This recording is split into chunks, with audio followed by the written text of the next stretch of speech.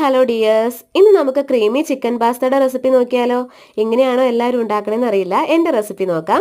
അപ്പോൾ അതിനായിട്ട് കഴുകി വൃത്തിയാക്കി വെച്ച ബോൺലെസ് ചിക്കൻ പീസസിലേക്ക് പാകത്തിന് ഉപ്പും കുരുമുളക് പൊടിയും ചേർത്തിട്ട് നന്നായിട്ടൊന്ന് മിക്സ് ചെയ്തിട്ട് റെസ്റ്റ് ചെയ്യാൻ വെക്കാം. ഇനി നമ്മളൊരു പാത്രം എടുത്തിട്ട് അതിലേക്ക് വെള്ളം തിളപ്പിക്കാനായിട്ട് വെക്കാം. ഏകദേശം വെള്ളം തിളച്ച് വരുമ്പോൾ നമുക്ക് അതിലേക്ക് പാകത്തിന് പാസ്ത ഇട്ടിട്ട് പാസ്തകൾ തമ്മിൽ ഒട്ടിപ്പിടിക്കാതിരിക്കാൻ ഞാൻ കുറച്ച് ഓയിലും ഒഴിച്ചു കൊടുക്കുന്നുണ്ട്. ഇനി പാകത്തിന് ഉപ്പും ഇട്ടിട്ട് നന്നായിട്ടൊന്ന് വേവിച്ചെടുക്കാം. വെന്ത് വരുമ്പോൾ നമുക്ക് അതൊന്ന് വെള്ളം പോകാനായിട്ട് വേറൊരു പാത്രത്തിലേക്ക് മാറ്റി വെക്കാം.